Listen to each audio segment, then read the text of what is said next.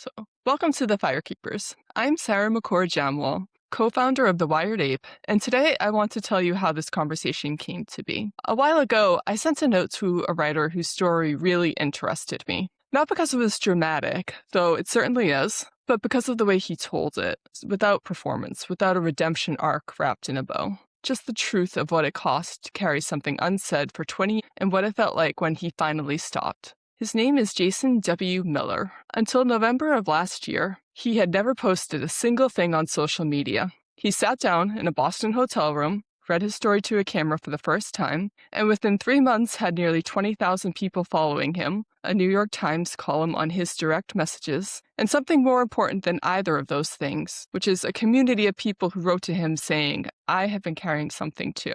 I want to be clear, Jason is not a therapist. He isn't a coach in the traditional sense. What he's building is harder to name than that because it's a space where stories that have never been said out loud can finally be spoken, witnessed, and sometimes released. Today we're going to talk about what it actually takes to tell the truth about your own life, about the cost of self-editing, not just emotionally, but in your body, and about what happens when the story you've been managing finally gets to breathe, and about what Jason believes is possible when ordinary people stop waiting for permission to be seen. So Jason, welcome to the Firekeepers.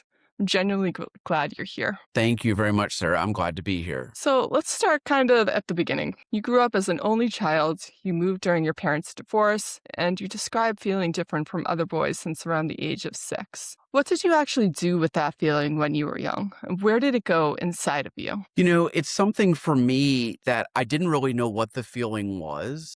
I would describe, particularly as I got a little bit older and I heard other boys, talking about girls and attractions that they were developing. I didn't feel that way. And so for me, I didn't talk to anybody about it. I really internalized what it was that I was feeling. And I think the most important part to realize is I didn't know what it was. I was not able to articulate what it was that was different or felt different. But I knew that when I went into a room and there were boys and there were girls, when I was a young kid, I would notice the boys. I would notice the females as well, but it was in a different way.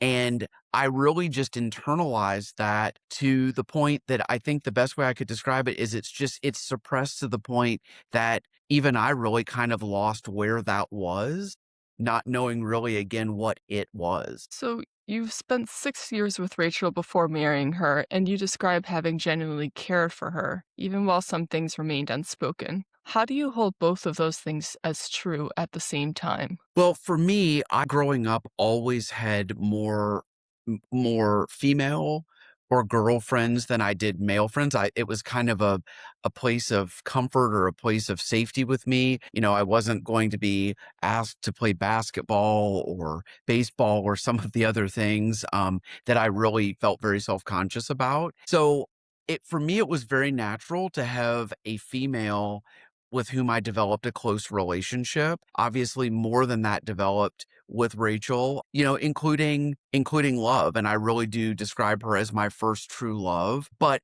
again, it's something that for me was so deeply hidden about this difference. And I wasn't able still, even as I got older and finished high school and finished, undergraduate school, it wasn't something that I was able to articulate what it was. So my feelings rather for her were very genuine. And we became best friends. And I think that's the way I would really describe it. There was just a safety with her and there was a comfort. And, as happens in society, and I've described it as kind of like checking a box because we dated for 6 years. And it was just really then the next logical progression was marriage because that had become really a place of comfort and safety for me. So you worked in a district attorney's office before you moved into healthcare administration. That's a life built around established structures, routines, procedures, and roles. Looking back, do you think the professional world you chose had anything to do with the story you were carrying inside of it? So I think that the world I was in when I was in the district attorney's office, that was a political office. So the district attorney is an elected official in the state of North Carolina, reelected every 4 years. So it was very much, I would say also law in general was a much more conservative field. So for me, yes, I think when I got to that point and I got into that environment and I was around judges and law enforcement and attorneys, do feel that it definitely strengthened the walls. It was not a place that I felt safe or comfortable for sure expressing who I was, still not really knowing fully what it was that was different, but that was definitely not an environment that I would have felt comfortable expressing. So yes, I do feel that that definitely strengthened everything. So the moment your mother said those 5 words, barely pausing, you describe it as confirming what you had always known, but you had spent 28 years not acting on what you knew. What were you actually afraid of losing, given that she had always been that person? Well, for me, I have always been a perfectionist. So, I was a person who checked every box, excelled and exceeded all expectations for things. So I've never liked to disappoint people, nor have I liked to disappoint others as well. And I feel that, not liking to disappoint and not wanting to be disappointed myself, it was something that I didn't ever really question the way my mom would respond, but it was really more internalized for me that I think I felt that I would cause disappointment for her. And really for a lot of people who knew me or thought that they knew me, once, and I've said this many times, once you tell that first lie, it really is true that the lies continue until you tell the truth. It just kind of one lie built on another. And I had built, you know, when I came out, I was 1 month shy of my 29th birthday, so I'd really built a life on this persona of who I was that I knew when I spoke those words, it would just completely crumble and it would require to be really rebuilt, and I was really worried about the disappointment that there was going to be, for so many people involved, including my mother. So you've told your story at dinner parties for years before you ever shared it publicly, always to the same response. What was different about those private tellings versus finally putting it on camera? What changed in the room, even when the words were the same? When I tell the story for a dinner party, for example, it's a very controlled environment and it's a very controlled audience. And I in late November of 2025 first told my story really to the world, uh, I had no control. When those words came out of my mouth, it really set into motion something that there wasn't control. A dinner party is eventually going to end. It's gonna end well or it's not, but eventually it's going to come to an end. That night is going to come to an end. And I didn't know. For me, it was a very different feeling when I spoke those words to the camera. I never thought of it that millions of people would be seeing, but I think that now that I've really stopped to realize, it was put out for the entire world to see that. So it was a very, very different situation in that it was what I would describe as a very uncontrolled environment. And a lot of people who I suspected, and I have been proven correct in my suspicion, but a lot of people who were very unkind, very unempathetic, and, very understanding in their comments. So that's very different than someone being, in my home at a dinner party. Very, very, very different environment. For sure. Yeah, much more exposed, right? Yes, for sure, for sure. Yeah. Yes, to put it mildly, yes. Yeah, no going back at that point, I guess. Correct.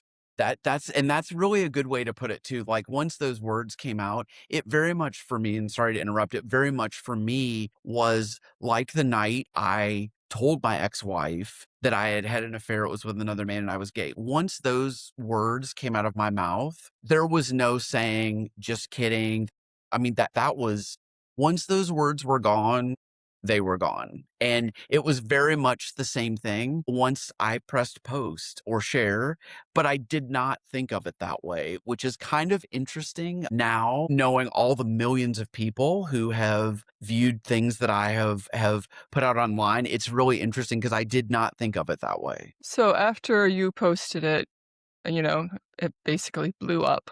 What was that like in your body? Not in your mind, but physically. Think the way I would best describe it was a feeling of euphoria because I had held this story for over 2 decades, and I did not know if it would be relevant or relatable to people. And I didn't know what to expect. And so the response, the incredible support, the comments, all of the things that came in, it was really, I would say, a sense of euphoria. It was also a very liberating feeling to have shared that because it's something that I've thought about for so long, how I wanted to do it, in what respect, what I hope to achieve. Really an amazing feeling just to see the response that there was and how so many people were able to resonate. There is research showing that the act of putting suppressed experience into language, speaking, or writing it produces measurable reductions in physiological stress over time. So, not just emotional relief, but something the body registers. So, it definitely sounds like your experience with that lined up, where you experience the sense of euphoria. I very much felt when I spoke the words, I very much felt that way.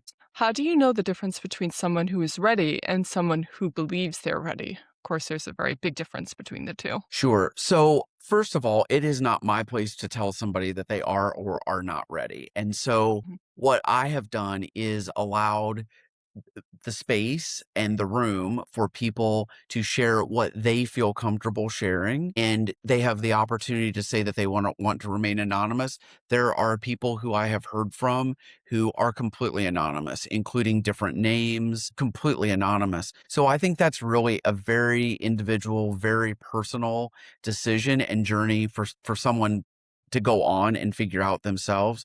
So I follow their lead. So when someone submits something, whether it's through my website or whether it's a direct message, I follow their lead for what they want me to do with that story and how they want me to share that or to not share it. And I've found that a lot of people, going back to what we've been talking about, have felt a great sense of relief and release by simply putting those words, typing those words and sending them and getting them out of their mind. Anthropologists who have mapped rites of passage across cultures have described three phases: separation from the old identity, a liminal threshold where the person is neither what they were nor what they are becoming, and finally, reincorporation into the community in a new form.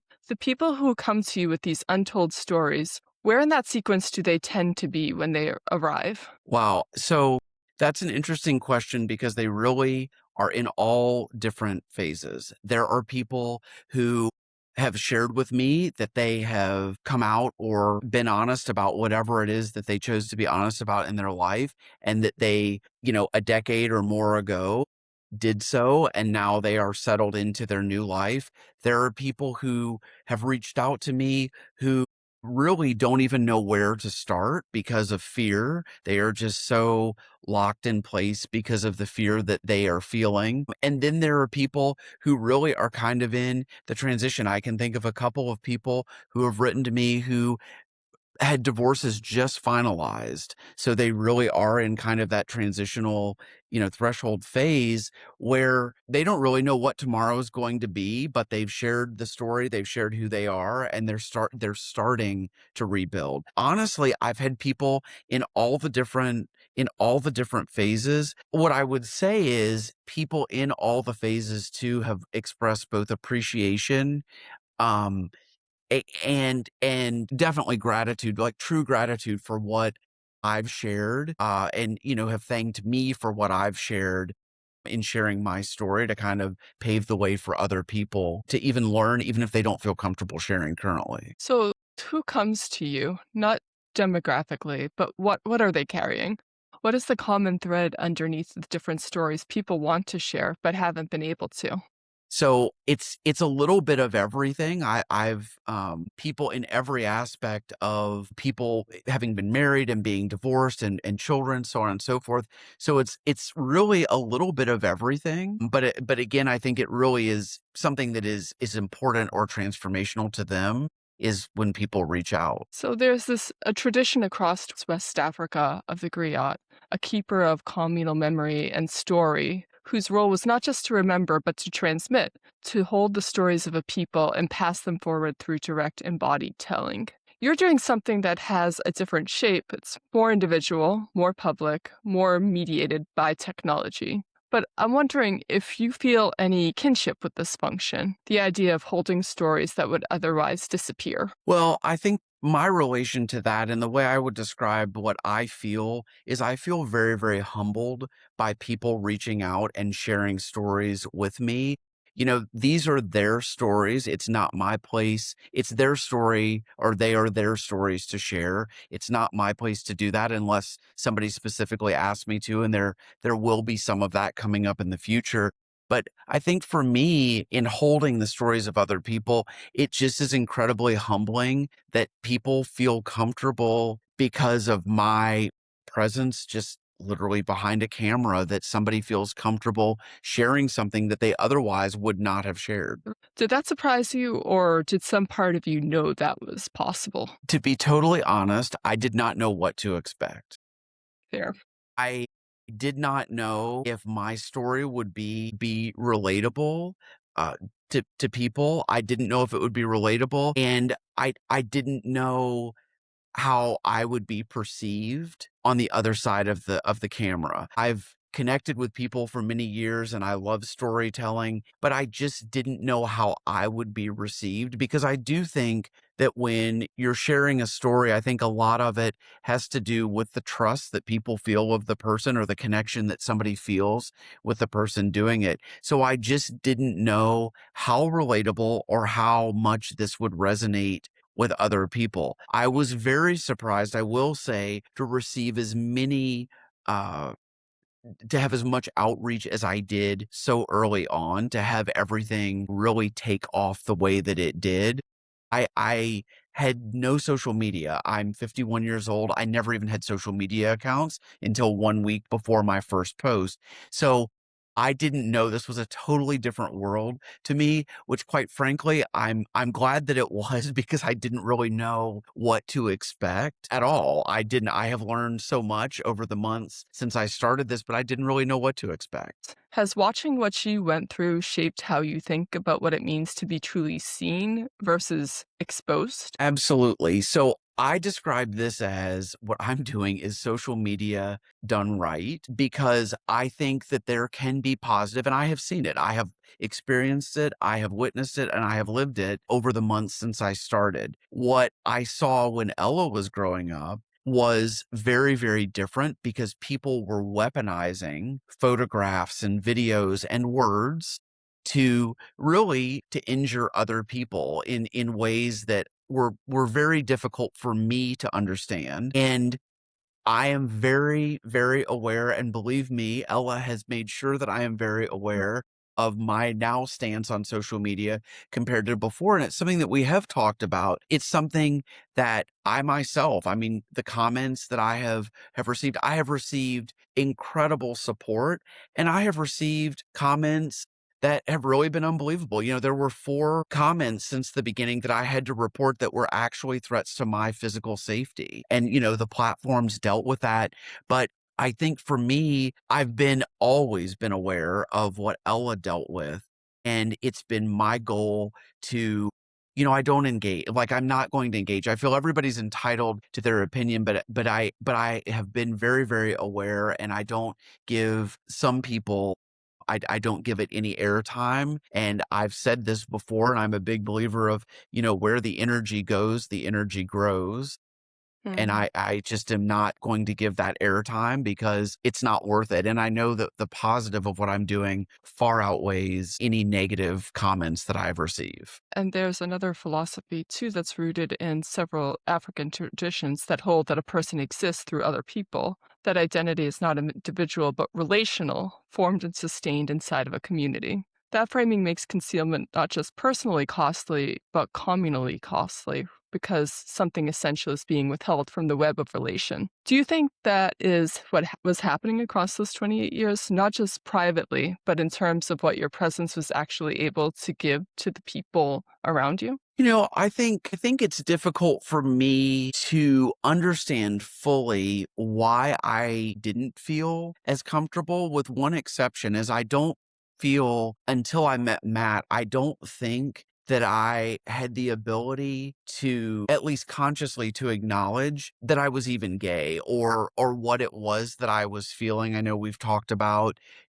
from the time I was 6, and I've said I didn't really know what it was. So it's difficult for me to really say what I felt was holding me back, other than I think there were just so many different aspects that societally, I think there were a number of things that came to play. So that kind of leads me to my next question, where you have described self editing as something that costs more than it protects. But there are a lot of people who would say that the editing kept them safe, kept their families intact, kept their careers standing. How do you hold that honestly, given that for some people, the cost of telling the truth is not just internal? That's a very good question. And I think the thing that is very, very important to remember is, from day one, with what I have shared online, this has been my perspective and related to my story. And I'm very careful to not include other people in, how I editorialize or how I talk about my experience. And safety, certainly, I also want to acknowledge safety is of the utmost importance for people, particularly people who are, in the LGBTQIA plus community, because safety can be a really big concern, sadly, even within families. So for me, what I've shared is the way it has worked well for me. And I think people withholding and the self editing, for me, I feel that I withheld a very integral part of who I am as a person. Being gay does not define me, but it certainly is a part of my chemistry and of who I am. So I think that I was very guarded before, in situations that I would not have been and have not been since I came out. So that's when I talk about the self editing, what I'm referring to. But I also want to be very clear, like, I would never be the one to tell somebody, you have to come out, or you must do this or you must do that, because I think, again, safety is super, super important. And it's unfortunately a real consideration for people as well. Some thinkers have described a kind of share aliveness that emerges when people gather around something that names a common experience, a sense that the boundary between self and group briefly dissolves. The response to your story, the outpouring from people who felt seen by it, sounds like something in that territory. Do you think what you are building is a container for that kind of experience, or is it something different?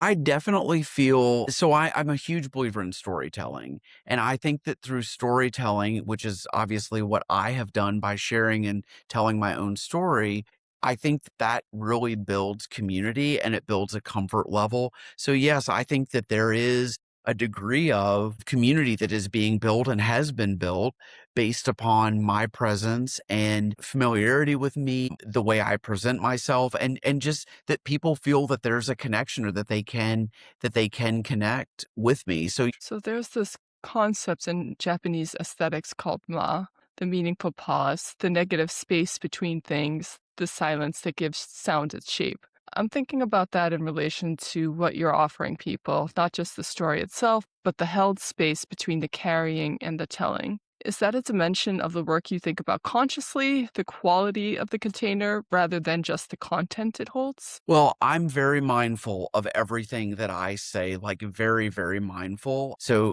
it's, for me, it's not just about the content. There are certain buzzwords that I know that if I say those words, I am going to get hundreds of thousands of views on a post. And, for me, I think that it is very important for people to find what I'm saying to be helpful. I think it's very important for people to find what I'm saying to be valid, to be relatable, and so on. So for me, I'm very, very aware of the words that I speak.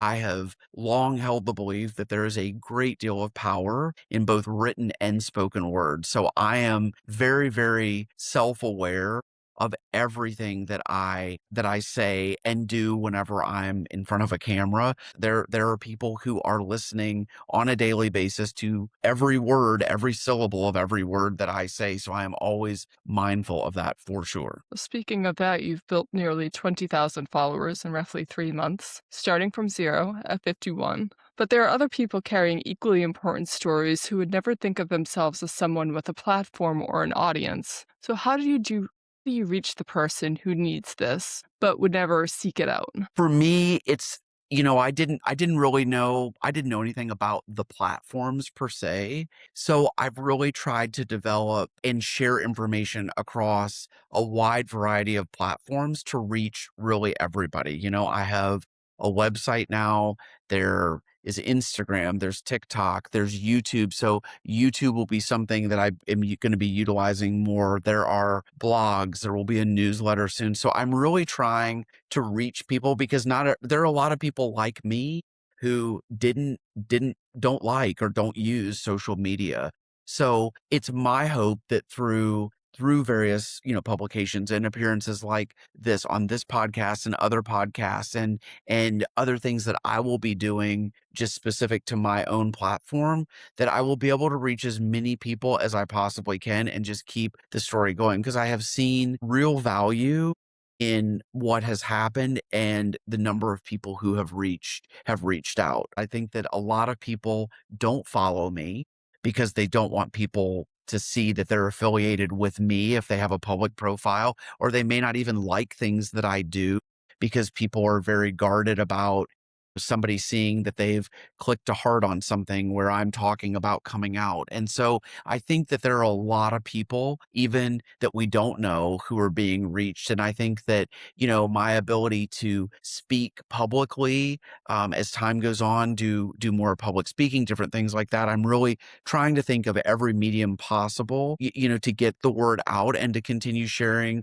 stories and open the door for people to share their stories as well. So, you've just of course, a key part of what you do is just wanting to create a space for stories that haven't been said out loud, as we've discussed. So, if that space is working in 5 years, what is present in the world that is not present now? Not the platform, but what has shifted? I hope more than anything, there is more tolerance. And I think for me, the part of this that has been the most difficult to rationalize and to really understand is that in 2026, we still have people who are living secret lives or hidden lives like I did in 2002 and before. That is really I think that is the thing that has surprised me the most, is the number of people who can directly relate to the experience that Matt and I had and coming out together.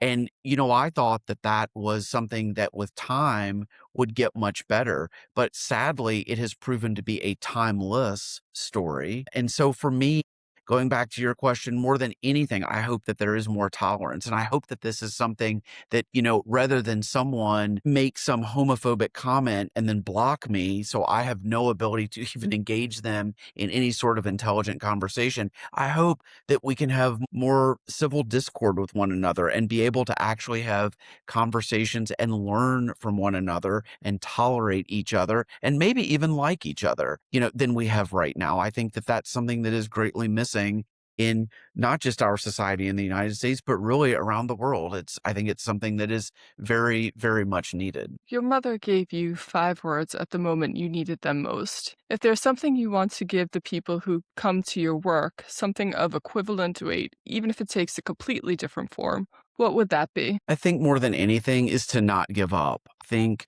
that in the days and the hours that seem the most hopeless of how there is ever going to be any normalcy or any path forward, I think it's to realize that it is possible. It is not going to be immediate. It is not necessarily going to be easy or won't be easy at all, but to not give up.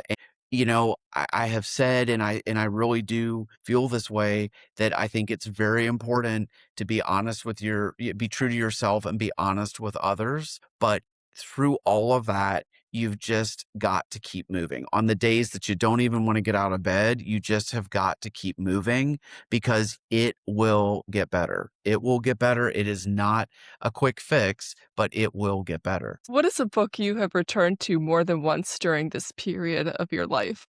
Interestingly, I rarely read books. If I do, I read John Grisham. I enjoy that sort of a book. I right now on my nightstand have a book that Matt got me for Christmas probably 2 years ago, sadly, called Humankind, that is Mm. about small acts of good deeds and kindness that have made differences around the world in people's lives, and I'm going to start reading that, but I honestly, I don't read that much, which is interesting to say. Is there something else that you have returned to? Any other form of media, TV show, art, anything? Music?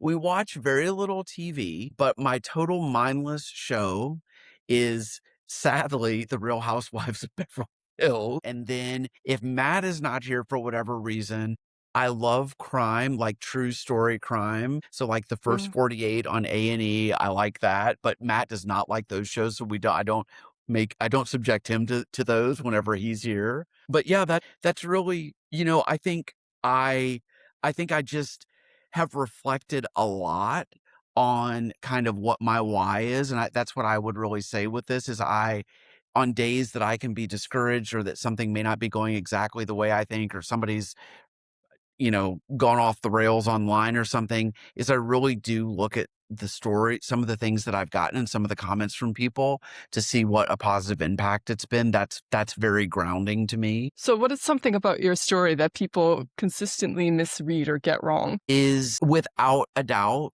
is that there are 2 things, that I knew I was gay Mhm. and that I intentionally married or trapped my ex-wife. That was something so many people say, and, it's from lack of knowledge, really, more than anything, and I understand that, and I think that's why I'm quite tolerant of it and the comments, but it is, "Why did you get married when you knew you were gay?" Well, I didn't. It wasn't Right. something, it wasn't some intentional act of deception or act of trapping, that I did. So I think that's the part for me that it can be frustrating sometimes because, you want to be able to say to somebody, okay, go back and look 15 videos ago because I've directly addressed this and I've said so I think that people really really assume so much. I mean, they see 30 seconds of me and they just leaps and bounds make assumptions. Snap judgments.